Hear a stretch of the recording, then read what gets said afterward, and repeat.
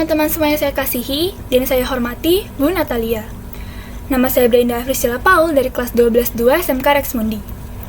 Puji syukur saya panjatkan pada Tuhan Yang Maha Esa, karena pada kesempatan kali ini, sebagai tugas kewirausahaan, saya diberi kesempatan untuk membicarakan sebuah topik yang kemungkinan sudah tidak terlalu asing, yaitu tentang revolusi industri.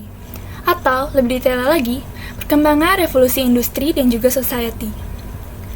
Sebelum saya memulai, saya ingin menjelaskan terlebih dahulu, apa itu revolusi industri? Revolusi industri adalah perubahan yang tergolong cukup besar yang terjadi pada kehidupan serta cara kerja manusia, di mana terjadi perubahan besar-besaran di bidang teknologi, transportasi, pertanian, manufaktur, serta industri. Perubahan ini berdampak pada kondisi sosial, ekonomi, dan budaya di dunia.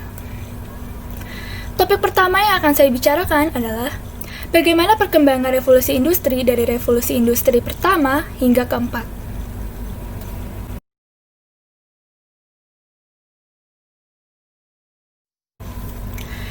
Perkembangan revolusi industri ini terjadi pertama kali pada tahun 1750 hingga 1850, abad ke-18 di Inggris, atau yang biasa diketahui sebagai revolusi industri 1. Apa yang sebenarnya terjadi? Fenomena ini ditandai dengan perkembangan mesin uap yang jauh lebih efisien dan murah dibandingkan mesin uap yang ditemukan pada tahun 1776 yang dikembangkan oleh James Watt, seorang insinyur Britania Raya. Dengan ditemukannya mesin uap ini, dibuatlah alatan mekanis pertama yang meningkatkan produktivitas industri tekstil. Mulai dari sanalah, manusia yang dulu bekerja bergantung dengan tenaga kerja manusia dan hewan, akhirnya digantikan dengan mesin. Setelahnya, penggunaan mesin uap pun semakin berkembang, bahkan digunakan dalam bidang transportasi. Pada masa itu, transportasi utama yang digunakan masih menggunakan tenaga angin yang tidak terlalu dapat diandalkan, karena angin dapat sewaktu-waktu bertiup dari arah yang berlawanan. Sehingga penggunaannya tidak efisien dan hanya dapat dilakukan pada waktu tertentu. Tentu saja, revolusi industri juga memiliki dampak yang relatif negatif, di mana penggunaan mesin uap memungkinkan bangsa Eropa mengirim kapal perang ke seluruh penjuru dunia dalam waktu yang jauh lebih cepat. Hal ini menyebabkan negara-negara imperial di Eropa mulai menjajah kerajaan-kerajaan di Asia dan Afrika. Selain itu, mulai terjadi pencemaran lingkungan akibat asap mesin uap serta limbah-limbah industri lainnya. Setelah revolusi industri yang pertama, terjadi lagi revolusi industri lain sebanyak 3 kali, hingga revolusi industri keempat. Karena saya sudah menjelaskan apa itu revolusi industri dan revolusi industri ke-1, sekarang saya akan menjelaskan revolusi industri kedua, ketiga, dan keempat.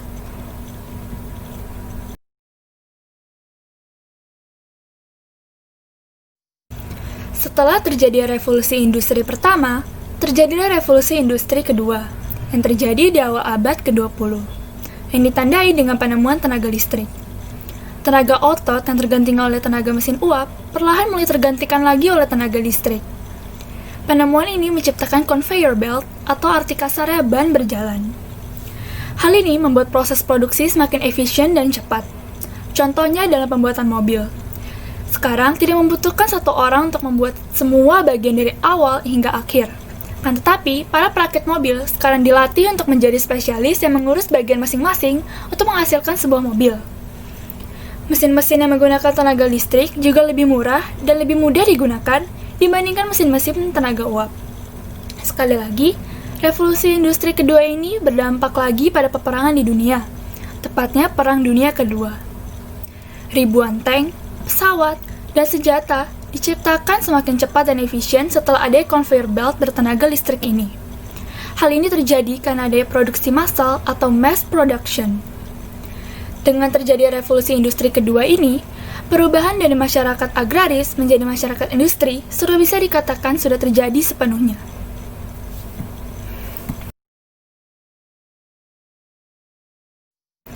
Revolusi industri berikutnya adalah revolusi industri ketiga, di mana manusia perlahan-lahan tidak memegang peranan penting lagi. Setelah masa ini, masa industri akan mulai digantikan oleh masa informasi. Revolusi ketiga ini ditandai dengan perkembangan mesin yang lebih jauh lagi, yaitu komputer dan robot. Salah satu komputer pertama yang dikembangkan pada revolusi industri ketiga ini adalah Colossus, yang digunakan untuk memecahkan kode Nazi Jerman pada Perang Dunia Kedua. Komputer ini masih berukuran sangat besar dan memerlukan daya listrik yang begitu besar. Tetapi, seiring perkembangan zaman dan kemajuan teknologi, komputer dibuat semakin kecil, juga listrik yang digunakan semakin sedikit, dan daya prosesnya semakin cepat dan canggih. Komputer pun mulai menggantikan manusia dalam dunia produksi.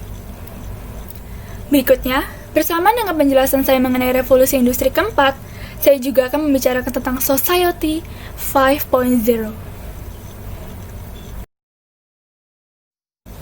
Apa itu revolusi industri keempat? Revolusi industri keempat inilah yang sering menjadi pembicaraan banyak orang. Revolusi industri keempat ini ditandai dengan penggabungan teknologi otomatisasi dengan teknologi cyber. Istilah revolusi industri keempat ini sendiri pun berasal dari sebuah proyek dalam strategi pemerintahan Jerman yang mengutamakan komputerisasi pabrik. Apa itu komputerisasi? Maksudnya adalah mengolah data dengan menggunakan komputer sebagai alat bantu utama. Di Jepang, robot-robot semakin dikembangkan. Dengan adanya AI atau Artificial Intelligence, atau yang diartikan sebagai kecerdasan buatan, membuat robot semakin mirip manusia. AI juga sudah ditanamkan di berbagai platform seperti handphone. Ada Siri dan juga OK Google. Ada juga Tesla, mobil tanpa driver yang dikendalikan oleh AI. Berikut salah satu cara penggunaan AI ketika kamu ingin mencari sesuatu di lewat Google. OK Google. Dia akan muncul langsung seperti ini.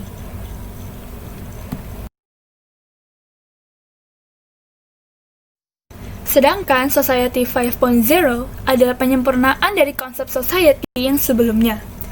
Society sendiri berasal dari bahasa Inggris yang berarti perkumpulan masyarakat, yang menurut saya juga dapat disamakan dengan komunitas masyarakat. Sebelum saya menjelaskan lebih jauh tentang Society 5.0, saya akan menjelaskan secara singkat konsep society yang lainnya. Pertama adalah Society 1.0, yaitu masa di mana manusia masih berburu dan mulai mengenal tulisan, atau dalam sejarah disebut zaman aksara. Berikutnya ada Society 2.0, di mana manusia mulai menetap di satu tempat, membentuk komunitas kecil dan bercocok tanam. Setelahnya ada Society 3.0, di mana manusia mulai memasuki masa penggunaan mesin untuk membantu kegiatan sehari-hari. Lalu berikutnya adalah Society 4.0, yaitu masa di mana kita sedang berada sekarang, di mana manusia menggunakan komputer dan internet. Jika Society 4.0 memungkinkan kita untuk mengakses internet, konsep Society 5.0 adalah era di mana teknologi dan internet adalah bagian dari manusia itu sendiri. Maksudnya adalah kita, manusia, menggunakan internet bukan hanya untuk mencari informasi, tetapi juga sebagai bagian dari kehidupan. Sesuatu yang dibutuhkan manusia di masa ini. Jika dari penjelasan saya, bisa disimpulkan revolusi industri keempat berpengaruh besar pada konsep Society 4.0 dan terlebih lagi Society 5.0. Pertanyaannya adalah, bagaimana revolusi industri 4.0 dan Society 5.0 akan mengubah dunia industri dan bisnis?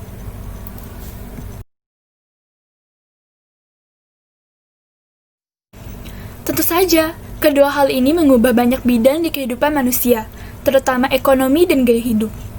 Banyak hal yang tidak pernah terpikirkan terus bermunculan, banyaknya ide-ide dan motivasi bisnis baru, serta lahan bisnis yang tak terbatas dan profesi baru. Salah satu contohnya adalah yang bisa kita temui setiap hari di kehidupan kita, yaitu Gojek dan Grab. Gojek dan Grab memanfaatkan teknologi yang sekarang menjadi dasar dalam kehidupan manusia, seperti handphone yang selalu dibawa oleh masyarakat.